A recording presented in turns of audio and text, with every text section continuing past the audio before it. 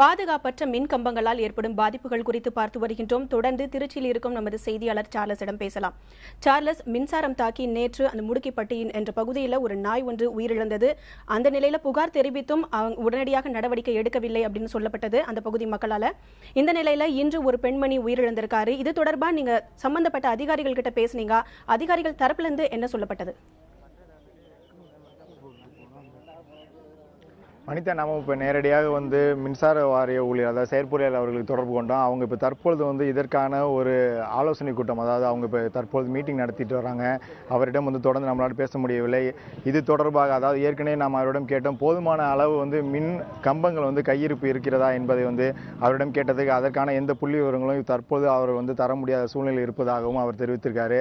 ஆனால் இது தொடர்பாக நடவடிக்கை எடுக்கப்படும் என தெரிவித்தாங்க. ஆனால் இதில் அதிகமான சில தவறுகள் முக்கியமாக நடந்திருப்பதை பொதுமக்கள் குற்றச்சாட்டாக வைக்கிறாங்க. இந்த பகுதியிலே ஒரு 10க்கும் மேற்பட்ட மின்கம்பங்கள் பழுதடைந்திருக்கு. இதை பல நாட்களாக, பல மாதங்களாக அவங்க தொடர்ந்து புகார் தெரிவித்தோம். எந்தவித நடவடிக்கை எடுக்கவில்லை. ஆனால் இங்கு ஒரு மின்கம்பம் எதற்காக பயன்பாட்டிற்காக அந்த மின்கம்பம் தற்பொழுது பூமிக்குள் புதைக்கப்பட்டிருக்கிறது என்பதை கூட இன்னும் இதுவரை அதற்கான பயன்பாடு கூட இல்லை. அதுபோன்ற ஒரு மின்கம்பமும் இங்கே இருக்கிறது. ஊழியர்கள் தொடர்ந்து இதற்காக இவர்கள் இங்கே முடுக்கப்பட்டி பகுதியில் இருந்து பொதுமக்கள் புகார் செய்தாலே இவர்களுடைய அந்த தொலைபேசி புகாருக்கு கூட அவர்கள் காது கொடுத்து அவர்கள் இதற்காக எந்தவித பதிலும் அளிப்பதில்லை என்று ஒரு குற்றச்சாட்டையும் வைக்கிறாங்க. ஆனால் மின்சார ஊழியர்கள் சிலர், அதாவது மின்சார ஊழியர் சங்கத்தை சேர்ந்த சிலர் தொடர்ந்து இதற்காக இந்த மின்கம்பங்கள் அனைத்துமே போதுமான அளவு, அதாவது குறிப்பாக இவை அனைத்துமே தரமாக தயாரிக்கப்படுவதில்லை. உப்பு கலந்த நீரால் தயாரிக்கப்படுவதால் இதற்குடைய அந்த ஆயுட்காலம் என்பது மிகவும் குறைவாக இருக்கிறது. நீண்ட நாட்கள் அதற்கான அந்த உறுதித்தன்மையும் இல்லாமல் இது போன்ற விபத்துகள் ஏற்படுவதற்கு காரணமாக இருப்பதை ஒரு குற்றச்சாட்டு. நம்ம தொடர்ந்து பேசலாம். நீங்க தொடர்ந்து இணைப்பிலே இருங்க. தற்போது எம்ஜிஆர் நகரின் மின் பொறியாளர் நம்முடன் இணைப்பில் இருக்கிறார். அவருடன் பேசலாம். வணக்கம் சார். வணக்கம், சொல்லுங்க சார். இப்போ எங்களோட செய்தியாளர் எம்ஜிஆர் நகர்ல தற்போது இருக்காரு. அவர் அங்கிருந்து நேரடி தகவல்களை கொடுத்துட்டு இருக்காரு. மின் கம்பங்களை தரைக்கு கீழே பதிக்க அரசாணை பிறப்பித்த போதிலும் அங்க அதற்கான பணிகள் முழு வீச்சில் தொடங்கப்படல. பல்வேறு இடங்கள்ல அதற்கான பணிகள் நடைபெறாததை பார்க்க முடியுது அப்படின்னு அவர் பதிவு செய்திருக்காரு. இதற்கான காரணம் என்ன? இல்ல, பண்ணிட்டு இருக்கோம். ஆல்ரெடி வெங்கட்ராமன் சாலை ஓசிஜி கேபிள் மாத்தியாச்சு. தொடர்ந்து சொல்லுங்க. வெங்கட்ராமன் சாலையில ஆல்ரெடி ஓசிஜி கேபிள் பண்ணி ஒர்க் ஆல்ரெடி கம்ப்ளீட் ஆயிடுச்சு. ஒன்லி அந்த லைனை மட்டும் டிஸ்மேண்டில் பண்ணோம். அந்த ஒர்க் கம்ப்ளீட்டட். தென் ரிமைனிங் ஒரு 19 கிலோமீட்டர்ஸ் யூஜி கேபிள் ப்ரொபோசல் கொடுத்து அந்த ஒர்க் எடுக்க போறாங்க. நெக்ஸ்ட் வித்தின் 1 வீக்ல அந்த ஒர்க் எடுக்க போறாங்க. ஆல்ரெடி எந்தெந்த இடத்துல எல்லாம் நம்ம லைன் தொங்கிட்டு இருக்கு எல்லாம் பார்த்து ஃபைண்ட் அவுட் பண்ணி போல் டேமேஜ் போலாம் கிட்டத்தட்ட ஒரு 350 போல் ரீப்ளேஸ் பண்ணி ரீசைக்கிள் லைன் ரீசைக்கிள் எல்லாம் பண்ணிருக்கு எல்லா இடத்துலயும். இதெல்லாம் ஒர்க் ஃபாஸ்ட் நம்ம ஒரு 6 மந்த் அதெல்லாம் பண்ணிட்டு இருக்கோம். இன்னும் இந்த நெக்ஸ்ட் மந்த்ல இந்த இல்ல ஆல்ரெடி கொடுத்த எஸ்டிமேட் ப்ரொபோசல் எல்லாத்தையும் பண்ணி முடிச்சிருவோம். இந்த மாதிரி கொடுத்துருக்கோம் மேம். சரி, நீங்க தொடர்ந்து அதற்கான பணிகளில் ஈடுபட்டிருக்கோம் அப்படின்னு சொல்லியிருக்கீங்க. பொதுவா அந்த பகுதி அண்டர் ப்ரோக்ரஸ் எல்லாம் போயிட்டு இருக்கு. எதுவுமே பெண்டிங் இல்ல, எல்லாமே கீப் ஆன் ஒர்க் போயிட்டு இருக்கு. இப்போ நீ வெங்கட்ராமன் சாலையில் பார்த்தாலே தெரியும். அந்த இடத்துல எல்லாம் கேபிள் போட்டாங்க, பில்லர் வச்சுட்டாங்க, எல்லாமே கேபிள் ஏற்றிட்டு இருக்காங்க. அந்த இடத்துல பண்ணிட்டு இருக்காங்க. நெக்ஸ்ட் ஆல்ரெடி பாதி ஒர்க் ஒரு 7 கிலோமீட்டருக்கு கம்ப்ளீட் பண்ணிருக்கோம். இன்னும் ஒரு 19 கிலோமீட்டருக்கு ப்ரொபோசல் கொடுத்து அது ஒர்க் எடுக்க போறாங்க. இப்ப 2008 அரசாணை பிறப்பிக்கப்பட்டது. அந்த நிலையில இன்னுமே தொடர்ந்து அதற்கான பணிகள் நடந்துட்டு இருக்குன்னு சொல்லியிருக்கீங்க. பொதுவா அந்த பகுதியில் எம்ஜிஆர் நகர்ல நிறைய மின்கம்பங்கள் பழுதான நிலையில இருக்கு, பாழடைந்த நிலையில இருக்கு அப்படின்னு எங்களுடைய செய்தியாளர்கள் களத்திலிருந்து செய்தியை பதிவு செய்திருக்காங்க. இந்த மாதிரி ஒரு மின்கம்பங்கள் பாழடைந்த நிலையில இருக்கு அப்படின்னா அந்த மின்கம்பங்களுக்கு ஒரு கால அளவு இருக்கா? இவ்வளவு காலத்துக்குள்ள அது நம்ம வேறு மின்கம்பங்களை மாற்றணும் அப்படின்ற ஏதாவது ஒரு கால அளவு இருக்கா?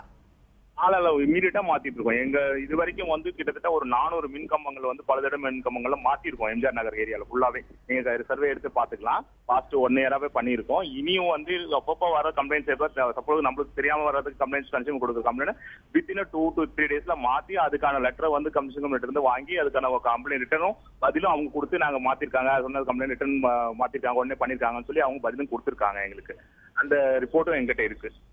மோகன் சார், இணைப்பில் உங்களோட தகவல்களை எங்களோட பகிர்ந்து கொண்டதுக்கு மிக்க நன்றி.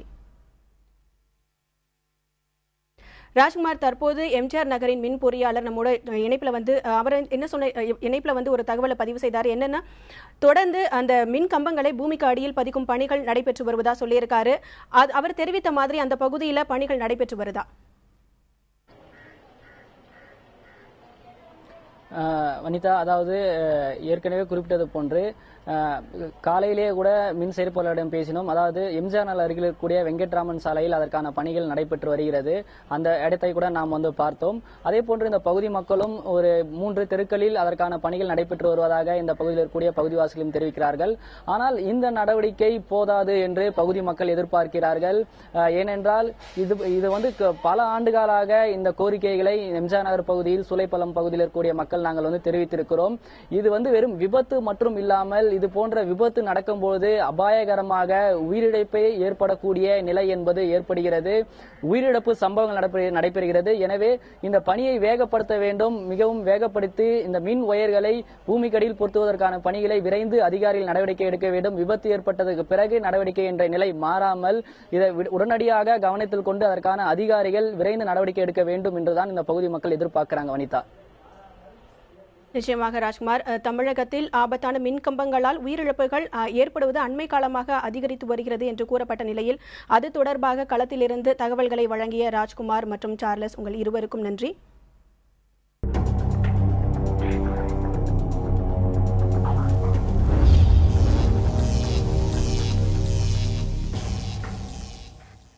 ஆபத்தான மின்கம்பங்களால் ஏற்படும் பாதிப்புகள் குறித்து பார்த்தோம். இது தொடர்பாக ஒட்டுமொத்தமாக நாம் பார்க்கும்போது பொதுமக்கள் புகார் குறித்து ஏதாவது ஒரு சம்பவம் குறித்து புகார் தெரிவித்தால் உடனடியாக மின்வாரிய அதிகாரிகள் நடவடிக்கை எடுப்பதில்லை என்று பரவலாக குற்றச்சாட்டு முன்வைத்திருக்கிறார்கள். பொதுமக்களின் இந்த குற்றச்சாட்டுக்கு உடனடியாக மின்துறை அதிகாரிகள் தலையிட்டு உடனடியாக ஒரு சுமூக தீர்வை ஏற்படுத்தினால் உயிரிழப்புகள் தவிர்க்கப்படும் என்று இதன் மூலம் நமக்கு தெரிய வருகிறது. இது தொடர்பாக நாம் விரிவாக பார்த்தோம். அண்மை செய்திகளுக்கு தொடர்ந்து இணைந்திருங்கள் புதிய தலைமுறையுடன்.